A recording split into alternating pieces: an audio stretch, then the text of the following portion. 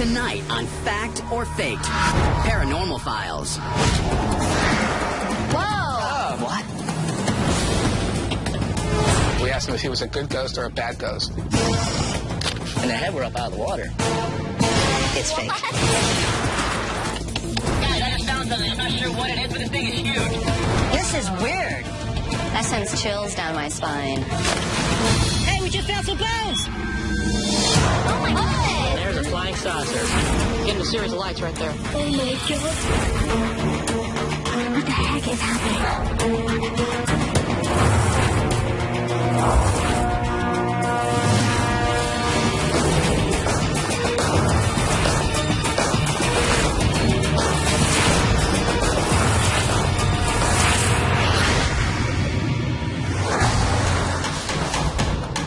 You guys ready this morning? Yeah, Ready. of course we are. Who we got first today? I've got a case. This has to be one of my favorite cases of all time. Every other case combined doesn't equal the amount of evidence as this one case. This is the ghostwriter case. For over 20 years in this home, residents have been getting communication via writing that appears on Polaroids. They load fresh film, they ask a question, take a photo, boom, the words appear. It's ghostwriting. So, why I've don't you... heard of this. Yeah, it's a case that's got a lot of coverage. Yeah. Let's play this tape, and you can see the whole process. Sounds creepy. Pull out a brand new, fresh thing of film. We load it in. You close it up. Did you die in this house? And here's the photograph. It just came out of the camera. And let's see what happens. It looks like it says corpus delicti. Corpus delicti. Huh. Which in translation means? They'll translate it for you. Okay. A basic element of a crime, as in murder. The death of a murdered person. That sends chills down my spine. Have they ever checked the police reports to see if anybody in that house had been murdered? They have checked records, and there's no record of a murder in that house. I don't know, Bill. I'm looking at these Polaroids, and I just feel like this could easily be done. You can expose this film prior and get these results. Maybe so, but they weren't buying the Polaroids or the cameras. They had people bringing them over to their house and taking their pictures. It ended up becoming where they had ghostwriting parties every Halloween. Well, you sold me. I really like this case. It sounds really exciting. I can already think of ways that I can start testing to get these results. Let's move on. Shilan, what do you have next for us? All right, guys, you guys are going to love this. I have a case from California as well, but mine is from Sacramento. Now, Joe Hansen and his wife were walking their dog in November 2008, and all of a sudden, they saw some lights pulsing in the sky. Take a look. Okay. Yeah, this was in the news. That's right, it was reported in the media and the papers. It just disappeared. Whoa. What? And it's almost as if it leaves a residue when you watch the stuff drop down. Well, then that makes me think it's more chemical. It looks like it's attached to something, like there's a stem coming out of it. If it was a hoax, maybe it's a rod. I'm not sure. You can't even tell we're looking at the sky. I mean, we just see a black background and a light. Who's to say that it isn't somebody holding a flare out there and just letting it drip? If this is all the video is, I don't think we have much to go on. But, I don't know. Let's keep it in the back of our minds and move on. I actually got a great poltergeist video. This video has close to 1 million hits online. This guy had been hearing sounds, bangs coming from the ceiling of his home. He had noticed various items were getting thrown across rooms, and so he set up cameras one time when he was leaving. This is what he captured, so take a look. All right. That's creepy. Is he off in the corner, actually throwing the stuff around and pulling these doors open with fishing line?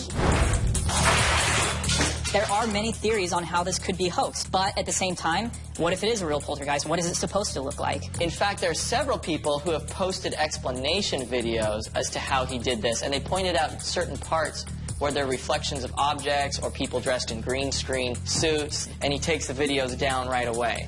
So there's a lot of speculation that, yes, this has been faked. I would would love to investigate a poltergeist video, but I just feel like the credibility of this specific one is really in question for me. So for me, I'd have to pass on this video. I agree. Let's choose one that possibly has a better chance of being real. Okay, Austin. All right, guys, I'm going cryptozoological on everybody. Is anybody familiar with the Loch Ness Monster? Or Nessie? Sure, Of course. Yeah, sure. Basically, Pennsylvania's version of the Loch Ness Monster. I wish more than anything I had actual footage. However, I don't. I only have a photo. Take a look. What do you guys think?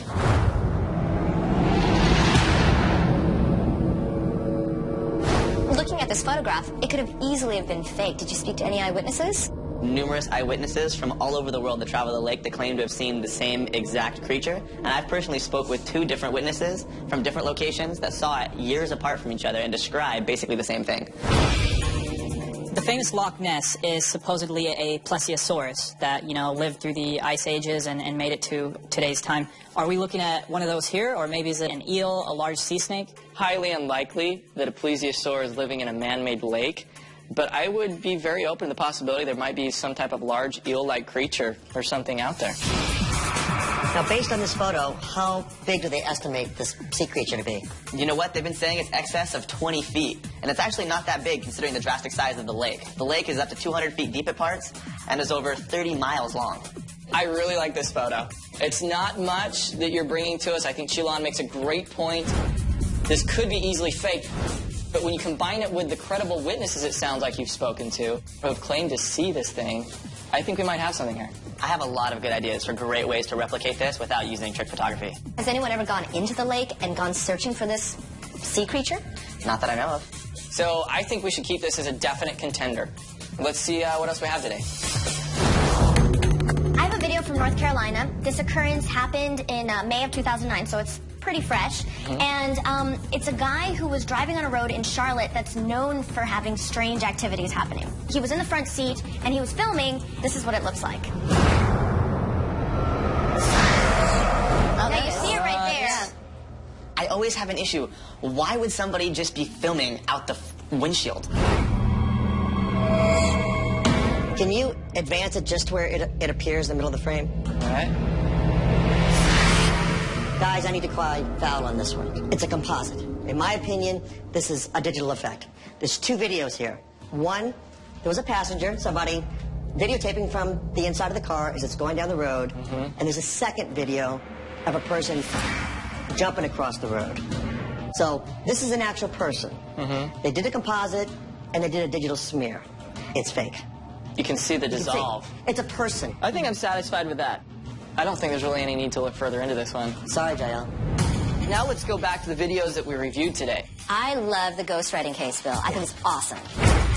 I think it's definitely decided Ghost Rider is a must. So, Bill, why don't you take Chilon and Larry and head on up there? I love the Racetown Ray story. Raystown, okay. So I'll take Austin and Jael. You want to do some diving with me? Absolutely. Well, let's head out. All right, let's do it.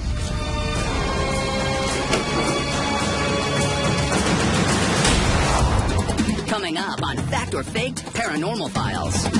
We've seen this black, shiny something or other submerged again. Right here is where the dead body is supposed to be buried. This is weird.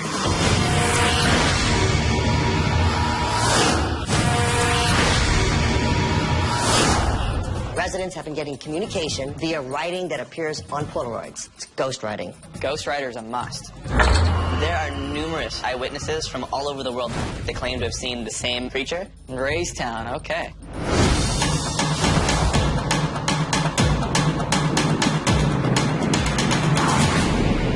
Oh, Meg, is this that view? Looks like the same exact place where they took the photograph from. In fact, got it right here. You can see right off the point there, we're looking straight at it, same angle and everything. The guy who took this photograph still wanted to remain anonymous, so we're not able to talk to him. We've got some witnesses coming who have actually seen very similar things in the lake. John? Yes. Hi. How are you? Good to see you. Nice to see you. I hear you got a great story to tell us about It is a different Ray. story. Yeah, we were on a boat ride about 16 years ago, and we seen a bunch of bubbles surface to the water to the left of us. And after we seen the bubbles, we seen this big black shiny something rather just surface, twisted, and just submerged again. Were you able to make out a color or a texture even? It looked black and shiny. Texture, you know, it seemed like it was something of a fish scale or something like that. When we seen it, we didn't know that there was this creature in the water called Raceton Ray until about a year later. So you'd never heard anybody else talk about it? You'd never heard anything about this thing? No, nothing at all. Sounds like you guys saw something, like, incredible. Well, we were down here wiping the jet skis off. There was a boat that was coming in, and we saw this thing that was, like, striding along the water. Like, it had, like, a neck, and the head were up out of the water. We watched it for probably about 2 or 3 minutes, just stunned. And then it went down in the water, and we didn't get a chance to get any pictures or anything. How far away were you? 500-600 feet, something like that. Okay. You know, you've seen photos of Ray, right? That's right out here by the point? Yeah. How would you say that compared to what you saw? The neck and the head, that compared. One thing that I found really interesting about all the witnesses that we've talked to, one pair had experienced this sighting 16 years ago, and the other pair was just last year. So it gives some credence to the story. Whatever this thing is, I'm really excited to get out there and see what we find. Of course, one of the prime theories is that this could be some type of a log. I mean, look around. We're surrounded by trees. It's possible some kind of odd-shaped log is bobbing along out there. We'll find a log that looks like the same shape, see if we can get it in the same location the object was in the photograph and tow it around. Yeah, we're at the exact same vantage point where the photo was taken. Well, I've got the camera, so I'll stay here and snap some while you're down there. Perfect. Okay, all right. Hopefully we can find a log that's going to be big enough to actually replicate what was in the photo. Let's go. Go ahead, JL. Making sure that we're all good since I just got to the top here. Okay, you're in place. We're ready to go find our log.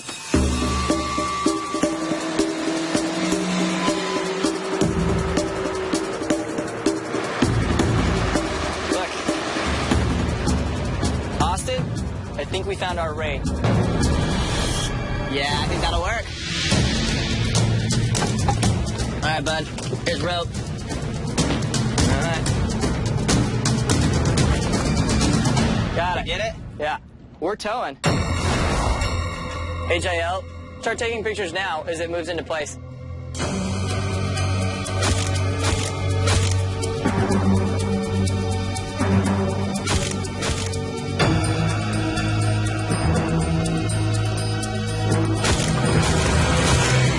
Hey guys, I've snapped a ton of photos. I'm gonna pack up my things and come meet you at the dock. Copy that.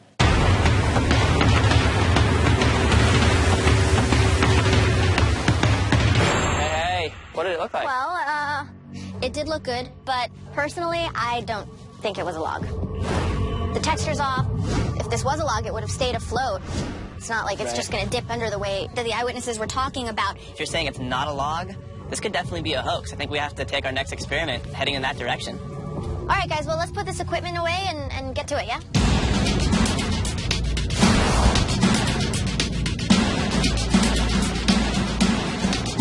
What we've got here to build our creature is some PVC pipe. And we've capped off the ends, so this becomes very buoyant. And then we've attached a keel made of plywood and weighted at the bottom. On top of this, we're going to fasten the humps and the head to the creature. Whoa. Wow, good job. Yeah, this will go right here on the end. And then our 2 humps on the other part. And wow, it's going to look really good. I think the head is done. Let's lift this puppy up, see what it looks like. Look at that. Ray is tall. This is gonna look great. I say, JL, let's you head back up to the viewpoint. Ben and I, let's hit the boat, let's get this thing loaded up. I bet this thing's gonna look even better in the water.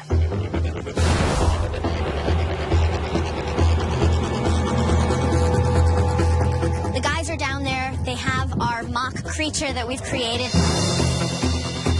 They're going to launch it out into the water where we saw the original creature in the photograph, and hopefully we'll see if it'll look exactly the same. Okay, JL, the head is in the water, so get ready to take some shots. Copy that. I've got my eyes on you, and as soon as you get close to the one from the original photograph, I will start snapping away. Copy that. Okay, JL, how's the position? It's looking just right. You guys just need to pull away from the creature now. Pulling away, and his head is coming up. Come on, boy, come on. There you go, there you go. Looking great. I'm going to grab the digital camera and start snapping away.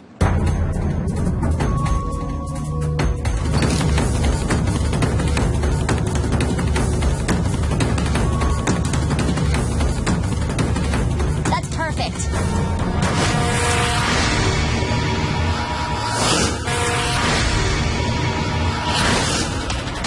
are down there. They have our mock creature that we've created. Okay, Jael, how's the position? It's looking just right.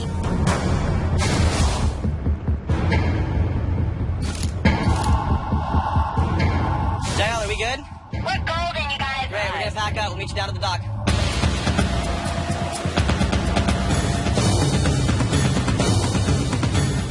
You feed a stray once and they keep coming back.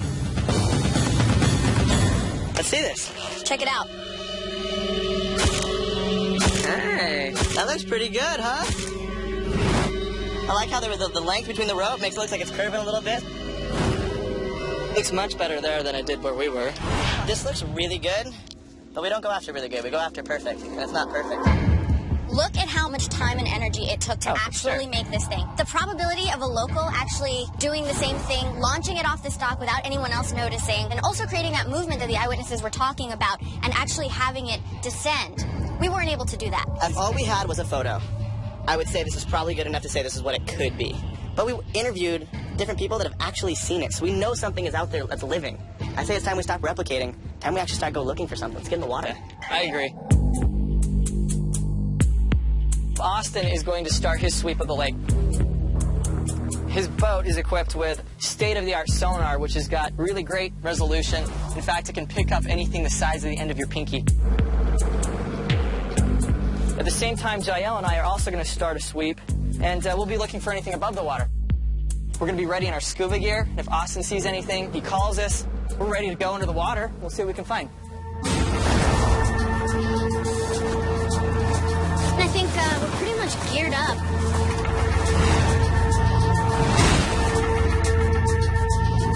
Been scanning the lake for quite some time now. I'm still not seeing anything, but obviously, I mean, patience is one of the biggest keys when you're scanning a lake of this size.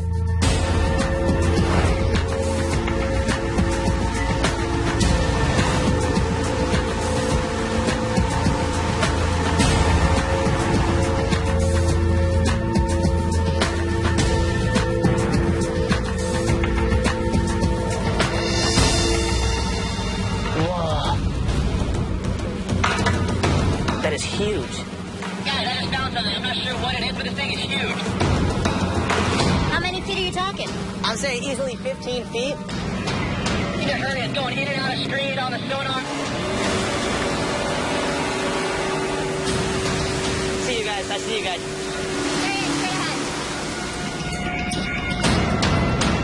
You guys, I'm not even sure what I saw, but it was huge. Like it was talking to me on and off the screen. You guys ready to get wet?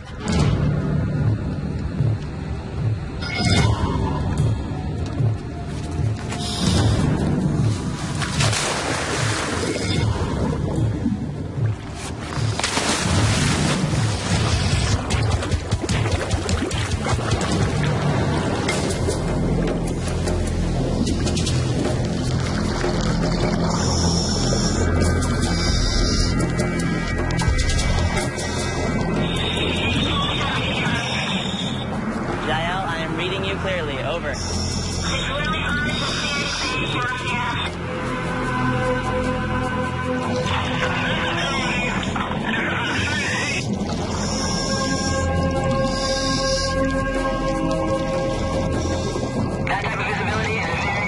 Remember, guys, what I saw is big. Watch your backs.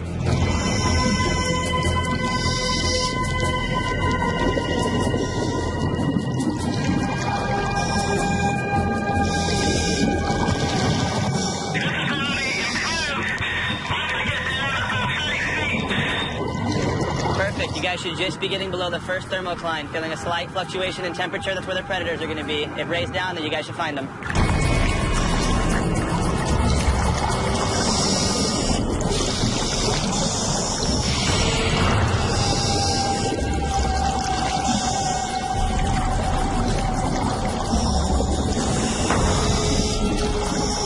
Are you seeing anything? Over.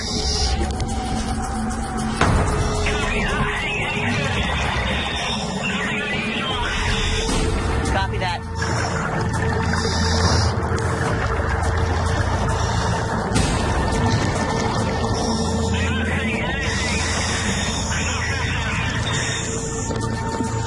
Austin, the team, how are you guys doing on air? You guys gotta be running low. Why don't you head back to the boat?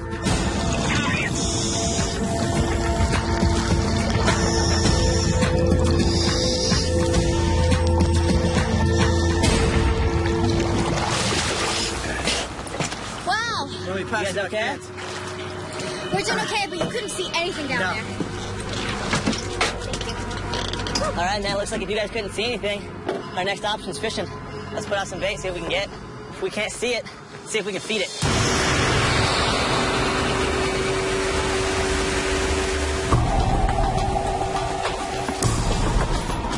What I'm thinking is we should take this, tie a couple of buoys to the end of this because it's going to be heavily weighted down. Keep it afloat. We make the leader travel down to about 35 feet. All right. Oh, Get jeez. him up there. Look at this. There you go. Bring Got him a over. big guy. I think it's probably a good idea that we chose a carp because there are so many in this lake that, you know, if Ray is inside this lake, this could be a natural food source for him. Fish is all hooked up and ready to go. Give him a little toss. There you go. Let's go fishing, guys. So I'm going to keep a really good eye on these bobbers. If they go down, I'll let you know. See if we hook anything. Obviously, we don't want to kill whatever it is. We just want to take a closer look. Yeah. And I think setting the bait out there might just do the trick. How are we looking, guys? Are we having any movement at all back there? Nothing yet. Let's head over back where you picked up the first sonar reading. All right.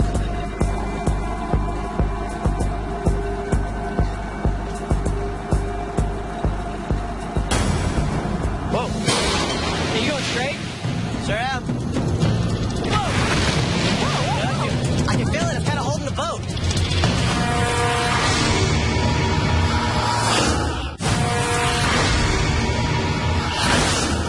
If we can't see it, let's see if we can feed it. Austin, are you going straight? Sure am. We're onto something, Matt. These things went right under. Whatever this is stronger than the boat. It's kind of holding the boat.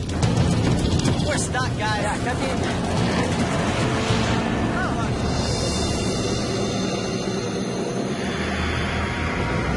Let's go check it out. Let's go back and see if we even have any bait left. Raystown. We interview our witnesses.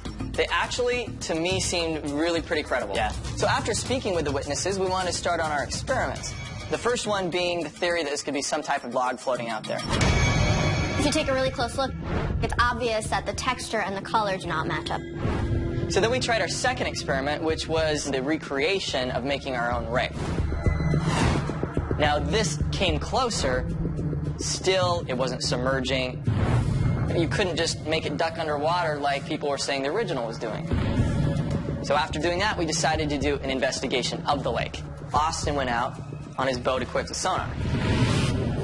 He discovered something under the water that seemed like it was considerable size. Jael and I went out there, dove in the water. Visibility was terribly poor. Whatever it was, we couldn't see it.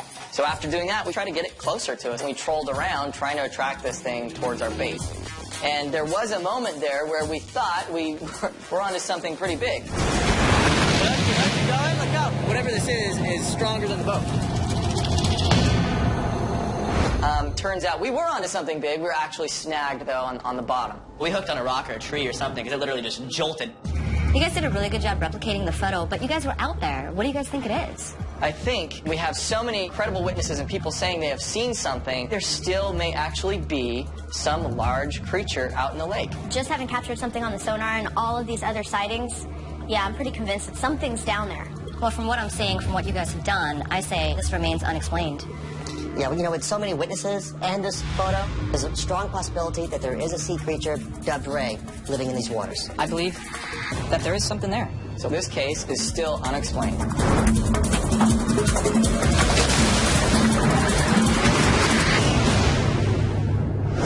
So I'm excited to hear what happened in the Ghostwriter case. As you recall, the homeowners have been communicating with a ghost named Wright through Polaroid pictures. They feel like something paranormal is going on in their house, and they asked us to come in and check it out ourselves. Here's what happened.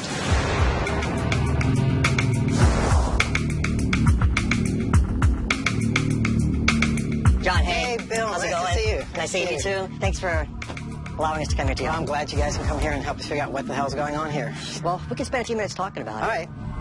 How'd the Polaroids get started in the first place? I mean, what's the origin behind that? Christmas 1991, I got a Polaroid camera from my dad. I'd felt things here since I moved in 1990 for a couple of years, and a lot of people had. So I was sitting there working at the table, and the bathroom door opened. And we had joked about whether you could get a picture of something or not, and so I thought, well, that's a good enough sign. So I took a picture, and nothing showed up. And then I closed the door and got back to work, and it did it again. And so I took another picture, and then this thing showed up. So what did you see in the first Polaroids you took? Different shapes of light. We kept taking them and trying to come up with what could possibly be causing it. So we brought a bunch of friends over, and we said, well, we got something to show you guys. We showed them the photographs, and like, oh, this is so cool. How did you do this? One of our friends said, well, is he here now? And somebody said, grab the camera and snap the picture. And then we were looking at it, and we saw it, and it was literally 45 minutes before we realized that it actually said something, and it said yes. The next logical question was, what's your name? And that was the second Polaroid, and he said his name was Wright. And then it was just continuous. At one point, we asked him if he was a good ghost or a bad ghost, and he answered friend. Is it difficult to communicate with us? Takes a deadlift. Years ago, a psychic friend of ours claimed that there was a dead body under the house. Really? And he showed us right where, or within a certain parameter, where this body would be. I'd be willing to climb under there. Good. That sounds Take it great. inside. Let's do. Thank you. And here is where the vortex is, where we've always been told the vortex is, right in front of the bathroom. And this is supposedly the portal where all the spirits, entities, whatever, enter in, and then they shoot across there and exit by the stove. Right here is the area where the dead body is supposed to be buried. So we're like standing over it. Yeah. All right, let's get started. We're going to do what John's been doing for years. Ask some questions at the place where John believes there is a vortex, snap a photo, and see if anything's been written on the Polaroids. All right, guys, ready? Yeah. Okay. So this is brand new. Brand new. See? When you look at the way the pictures were all taken, they were all taken in this direction. Remember, this is the vortex and this is the flow of energy. So they're all taken pretty much in this direction. Okay. So we should really focus on shooting here and here. I want to know how many of you are here. Are you helping us in our investigation? Can you speak to us, please? Fair enough. You guys get anything? Nothing. I got nothing on mine, too. No written responses appeared on our Polaroids. Maybe the entity is not ready to send us a message yet, but in the meantime, we now have to begin to explore the possibility that this Ghost Rider event may be something man-made.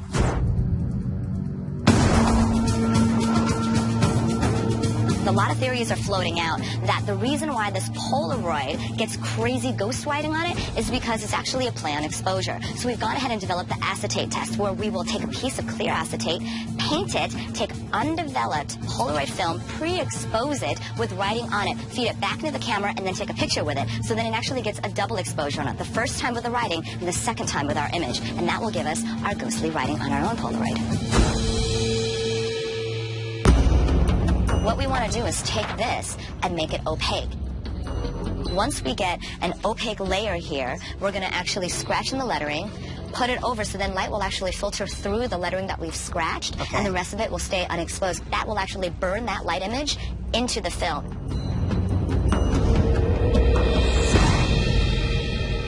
So the next thing we're going to do is head into the darkroom. So this is my pack of film. I'm going to jump down on the ground. I'm actually going to eject the film now, one by one. Larry, can you hand me one of the acetates? One. And this is up. So I'm going to hold it up to the film, and I'm going to have you go ahead and take my digital camera and just take a picture so that the flash exposes the film. And flash.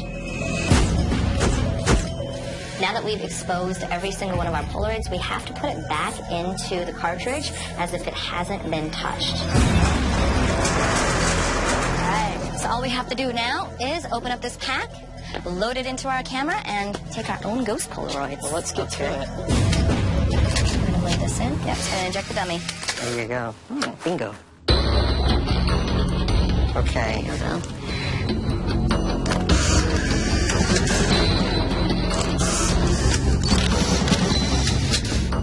photo that they were taken. But Whoa. this is weird.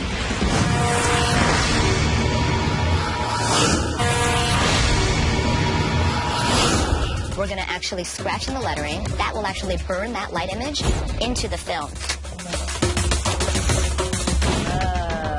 Whoa. This is weird. What is this stuff? This is strange. Yeah.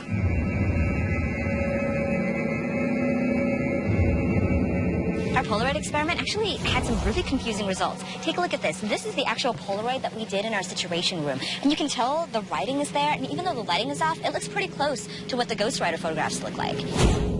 But when we did the same experiment in the Ghostwriter house, look at what happened. There are blobs of light instead of actual text.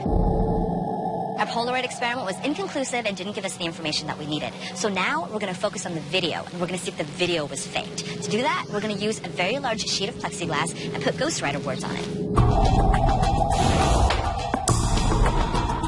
All right, that's as tight as it's going to get. So you remember the video of the ghostwriting that we saw? This is going to help us recreate that video. And here's the photograph. Just came out of the camera. Corpus stileti.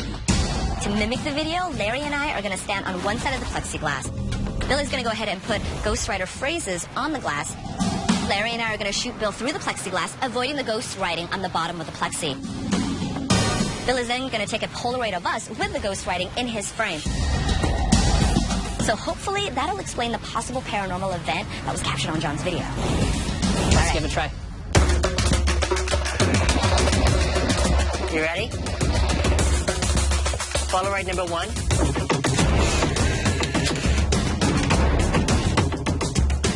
Oh, I see the writing appearing right now. Okay, hold it still, Bill. Because it's coming out, and I see it. I'll stand perfectly still. You know what the problem is? I'm seeing a reflection of your red light in the plexi, and my camera is actually focusing on your red light in the foreground. I see yours now, too. And that's what's causing my camera to not focus on the Polaroid any longer. This plexiglass is full of reflections, light bouncing off of the wooden bookcases, the shiny book covers, the kitchen utensils. Everything right now is bouncing light in this dark environment. Here's something else that's a real issue. When I look at this photo, I can see the flash bounce from my camera. I have to admit, I think we're all a little disappointed by the results. The picture that Bill took was somewhat convincing, but it was the video that just didn't look anything like the original. There was no way we could keep the glares out. So it didn't replicate it by any means. The plexiglass experiment did not work. If we cannot recreate this event inside the house, maybe there is something paranormal occurring outside the house. John mentioned to us, the psychic told him, that there could be a body buried under the house, directly below where John believes the vortex exists in the living room. To search under the house, we brought in an expert in ground-penetrating radar.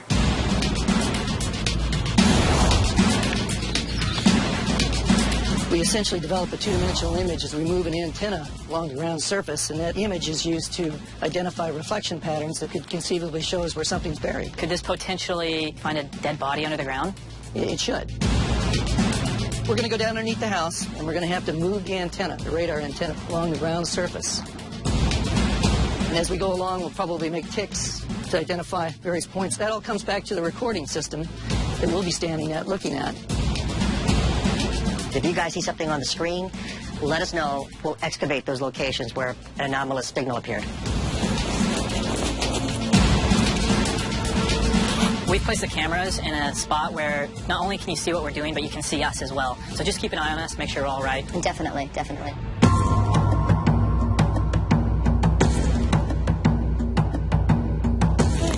All right, I'm going to pull it down. Okay, go ahead and go whenever you're ready.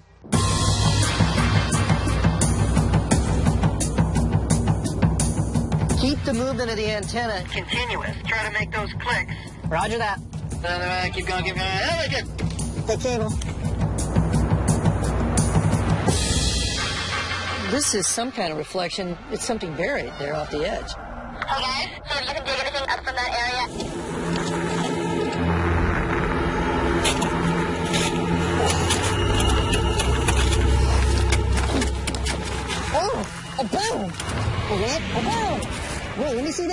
we just found some bones!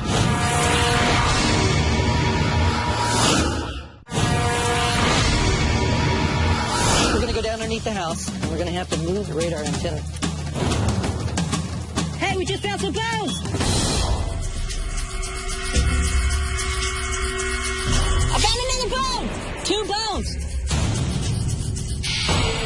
See if you can excavate anything else from that site. More bones! We actually found 3 now! It's 3 bones. They're found underneath the area where the vortex is that John identified.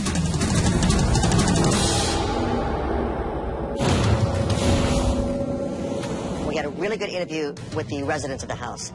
During the interview, they mentioned that a body could possibly be buried under the house. And we went under there to do a dig, and we found bones. I have them right here. I actually had them analyzed by Dr. Wake. He is the director of Zoo Archaeological Laboratory at UCLA. And, well, what he had to say was pretty interesting. This is a cow bone, and this is a chicken bone. I think that a lot of this case, it seems like, will really rely on whether you believe that these witnesses are credible or not. Actually, I was able to do a layered voice analysis over this interview as well, like we've done in the past. And I actually would like to show you the results of that right now. I think you're going to find these results very interesting. And then I got another picture after that. So what have you seen such fluid stuff? Different shapes of light. So one of the Polaroids they took, he says it had writing on it. And he's being completely truthful. So what's your final thought on this, Bill?